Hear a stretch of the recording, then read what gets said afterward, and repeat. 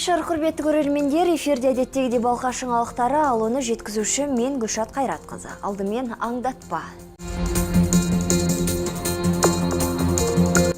Әр ақпарат қымбат. Ержан Нұркеевті тапқан адамға туыстары ақшалай сый беруге дайын. Жаңа медициналық аппарат. Енді дәрігерлер құлақ мұрын ауруларын лор комбайнның көмегімен емдеп жазалады. Антибиотикті құлаққа бүрку бұл тез емдеудің бір жолы. Қуанту әдісі. Сүйіктіңізге есте қалар сый жасағыңыз келсе, экраннан алыстамаңыздар. Мереке күндері көбінесе ер азаматтар келіп гүлдерге тапсырыс беріп жатады.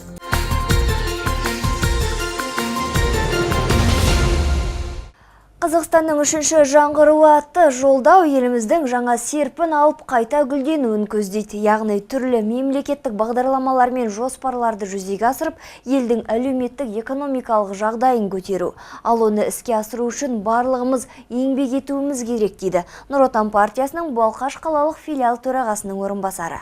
Бүгін Бибігүл Секербекова түрлі ұлт өкілдерінің басын қосып, аталмыш құжатты талқылады. Ал өз кезегінде сөз алған этномәдени орталық пен үкіметтік емес ұйым мүшелері жолдаудың 5 негізгі бағыттарына тоқтала өтіп, өз пікірлерін ашық білдірді. Түйінде келе балқаштықтар президенттің ұстанымын қолдап және ел үшін жасалған жоспарды іске асыруға дайын екендіктерін жеткізді. Әр кезде елбасының жүргізіп жатқан реформалары мемлекет басқаруда, еліміздің өркендеуінде, экономикалық саласында болсын, әрбір бастамасын біздің балқаштықтар барша қазақстандықтар сияқты қолдайды. Қазіргі үндеу бойынша жарияланып отырған жаңағы билік арасындағы өкілеттікті бөлуді біздің балқаштық жұртшылық дұрыс қабылдап, әрбір топтар арасында қолдауды біз сезініп отырмыз. Балқашта із-түссіз жоғалып кеткен 30 жастағы Ержан Нұркеевті тапқан адамға туыстары ақшалай сый жасамақ. Ал Сәтпаев қаласының тумасын полиция қызметкерлері 34 күннен бері шарқ ұрып іздеп жүр. Тіпті мәйітханалар мен ауруханаларды аралап шықты. Достарынан, таныстарынан жауап алынды, бірақ оны көрдім, білдім деген ешкім болмай отыр. Бауырларын іздеп амалдары таусылған Нұркеевтер отбасы болса, халықтан көмек сұрайды. Тіпті қандай да бір ақпарат үшін қаржылай сыйақы беруге дайын. Оның мөлшері 50 мың теңге. Еске сала кетейік, КамАЗ бен көмір тасып жүрген Ержан 12 қаңтар күні Тасаралдан Балқашқа келген. Содан сол күні жұмысшылар кентіне көлікті қойып, 17 кварталға туысқандарына бару үшін таксиге отырып кетеді. Алайда нағашысының үйіне бармаған. Ал такси жүргізушісі болса, оны орталық ауруханаға апарып тастағанмын дейді. Менің ағам туралы қандай да бір ақпаратты білген адамдар болса, хабарласуларыңызды сұраймыз. Сенімді хабар үшін қаржылай сыйақы береміз. Барлық түскен мәліметтер ешкімге айтылмай, анонимдік түрде сақталады. Диагностикалық орталық жаңа аппаратпен толықты. Лор комбайн деп аталатын жабдық құлақ, тамақ және мұрындағы ауруларды анықтап, оларды емдеп жазуға көп көмек береді. Әзірше дәрігерлер құрылғыны зерттеп, онымен жұмыс істеуді үйреніп жатыр. Меңгергеннен кейін түрлі оталар жасамақ. Динара Кенжеғалиеваның туғанынан құлақ мүкістігі бар. 30 жылдан бері лор дәрігеріне көрініп жүрген әйел тек бүгін ғана өз дертінің себебін білді. Құлақ пердесіне зақым келген екен. Ол мұна видеодан анық көрінеді. Енді облысқа барып операция жасатса болады. Біз жылына 2 рет емделеміз дневной стационарда. Ол кішкентай кезімнен отиттен ауырғаннан құлағым осылай ауырады. Биыл мен мүгедекке дайындап жатыр. Мен былтыр шыққам, биыл повторно қойып жатырмын. Әр емделушіден кейін құрылғыға дезинфекция жасалады. Бұрын қолмен іске асатын бұл жұмысқа 30 минут уақыт жұмсалатын. Қазір ультракүлгін сәуленің арқасында бар болғаны 3 минут кетеді. Раньше ловили прям луч, видите, вот, ловим луч. Стоит лампа, раньше не были ловить, стоит лампа и мы ловим луч. А сейчас такого нету, сейчас уже идет, видите? Здесь уже получается увеличить, можно вот увидеть. И можно Сонымен бірге мұрын, құлақ және тамақты шаю шаралары да біраз жеңілдеді. Емделушілер осыған дейін тағайындалған антибиотиктерді екпе арқылы қабылдаса, енді оны зақымданған жерге бүркеуге болады. Тоже распылите. Антибиотикті құлаққа бүрку бұл тез емдеудің бір жолы. Іріңдеп тұрған жерді емдеп жазуға әсері мол. Бұл аппарат гайморит секілді ауруды сорып, алып шаюға өте ыңғайлы. Жаңадан келген аппаратпен іріңді ашу, мұрындағы, тамақтағы сіңген безді алып тастау секілді шағын операцияларды жасауға болады. Алайда ол үшін дәрігерлер қайта оқыту курстарынан өтуі тиіс.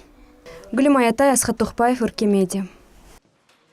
Денсаулық сақтау министрлігі қазақстандықтардың шағымына қарап, осы саладағы 100 мәселені анықтамақ және оны 100 күнде шешпек. Ал ақ халаттыларға деген арызыңызды сізде жеткізе аласыз. Ол үшін төменде жазылған электронды поштаға хат жазу керек. Тек медициналық қызметке шағым айтып қана қоймайық, көрсетілген мәселені шешу жолдарында ұсынуға болады. Мамандар келіп түскен арыздарды саралап, ішінен ең көп кездескен 100-ін іріктеп алмақ. Және олардың тізімін Facebook желісіндегі денсаулық сақтау министрлігінің парақшасына жариялайды.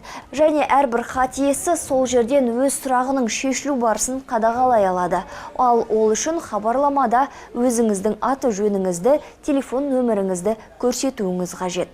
Халықтың арыз шағымын жинау 17 ақпанға дейін созылады. Балқашта 2017 жылдың бір айында 100-ге жуық қылмыс жасалған. Оның екеуінде кісі өлтіру фактісі тіркелген. Ал былтыр мұндай 5 жағдай орын алыпты. Бүгін қалалық прокуратура статистика бойынша есеп берді. Ол бойынша заңсыз түрде бос жатқан жерлерді иеленіп алған 7 тұрғынды жауапқа тартқан. Ешбір құжатсыз гараж бен сарай тұрғызған балқаштықтарға 160 мың теңгеге жуық айыппұл салынды. Және осы жылы жұмыс берушіден жалақысын ала алмаған 100 шақты азамат прокуратураның көмегімен еңбек ақысына қол жеткізіпті. Айлықтың жалпы сомасы 5 миллион теңгені құрайды.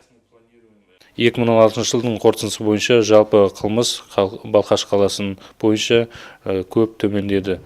Жалпы қылмысының пайызы 12%-ға, оның ішінде қарақшылық 45%-ға, тонау бойынша 75%-ға. Жиында қоршаған ортаны ластаған монополия SSI компаниясының салынған айыппұлды төлеуге кіріскені мәлім болды. Бұл кәсіпорын нормаға сәйкес келмейтін пешті қолданған үшін 2015 жылы 35 миллион теңгеге жазаланған болатын. Және бірнеше айға созылған сотта бұл соманы біртіндеп, яғни ай сайын 1 миллион теңгеден өтеу туралы шешім шыққан. Содан бері қазынаға 3 миллион теңге түскен. Тікелей байланыс. Ертең облыс әкімі Нұрмұхаммед Әбдібеков халық алдында есеп береді. Кездесу онлайн жүйеде өтетіндіктен сіз де үйде отырып өз сауалыңызды жолдай аласыз. Жиынның басталуы кешкі сағат 19:00-де. Оны Қазақстан, Қарағанды, 5 арна және 1 Қазақстан телеарналарынан тікелей эфирден көре аласыздар. Ал сұрақ болса 41 27 21 нөміріне қоңырау шалуға болады.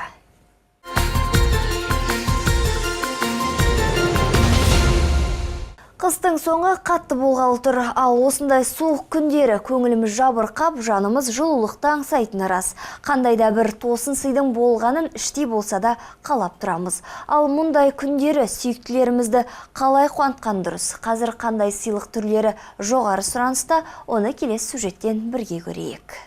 Вот специальный грунт укладывается, оазис, он замачивается водой. Мерекелер жақындаған сайын гүл сататын дүкендерде адам аяғы басылмай жұпар иісті гүлдердің көптігінен көз сүрініп жатады. Өйткені ешбір мейрам гүлсіз өтпейтіні рас. Ал қазір флорист Екатерина Ганека кезекті гүл шоғын дайындап жатыр. Маманың айтуынша соңғы кездері алып гүл шоқтарынан бөлек жинақы себеттерге салынған гүлдер үлкен сұранысқа ие дейді. Тіпті жастар жұмсақ ойыншықты гүл шоқтарын қалайтын көрінеді. Но в основном приходят на День Святого Валентина. Мереке күндері көбінесе ер азаматтар келіп гүлдерге тапсырыс беріп жатады. Олар бұрынғыдай оның дизайнына қарамайды, керісінше ішінде гүл шоқтарына мән береді. Сыртын қарапайым қылып орағанды жақсы көреді. Ал осындай дүкендерде ең сирек кездесетін гүл қызғалдақ. Арнайы күтіммен өсірілетін өсімдік қалаға тек 8 наурызда және ғашықтар күнде ғана әкелінеді. Я решила подарить подарок маме, потому что обычно дарят парни и дарят розы, большие, красные и так далее.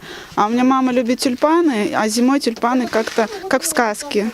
Десе де шоқ гүлдерді ұзақ уақытқа сақтай алмайсың. Сондықтан қазір күні балқашықтар фото түсірілімді таңдайды. Оған себеп суретті көріп өткен күнге көз жүгіртесің. Волосы поправляй. Вообще фотосессия подать. Біз әрбір мерекеге сай фото түсірілім алаңын ауыстырып отырамыз. Бірақ ерекше әрі әдемі болу үшін тырысамыз. Ал суретке көбінесе ғашықтар, отбасылар келіп жатады. Түйінде келе қандай сыйлық болмасын, ол адамға қуаныш сыйлайтыны сөзсіз. Ал қуанышпен айналаға шуақ шашуға болады. Егер қолдан келіп жатса, жақындарымызға сыйлық жасап тұруды ұмытпайық. Толқынбатал, Асқат Тоқбаев, Өркен Медиа. Облыстық біріншілікте жеңіске жеткен балқаштық боксшы балалар аймақтық чемпионатқа жолдама алды. Енді Қарағанды құрамасына енген 4 жерлесіміз облыс намысын Жезқазған қаласында қорғайтын болады. 13-14 жастағы спортшылар арасында өткен облыстық біріншілікке Балқаштан 15 бала барды. Олар өзге өңірлерден келген 300-ге таяу спортшылармен 3 күн бойы сынға түсіп, шаршы алаңда жұдырықтасты. Нәтижесінде үздік өнер көрсеткен 4 балқаштық алтын алқа иеленіп, 3 спортшы 2-ші орынға тұрақтады. Оған қоса тағы 2 балғын доданың қола жүлдегері атанды. Және чемпион атанған 4 спортшы Қарағанды командасына қабылданды. Енді құраманың 40 баласы наурыз айында Жезқазған қаласында аймақтық чемпионатқа қатысады. Егер жеңіп жатса, республикалық жарысқа жолдама алуы мүмкін. Мен 3,5 жыл қатыстым боксыма айналысып келе жатқаныма. 4 рет сырт жаққа шықтым. Қарағандыдан 1-ші орын алдым.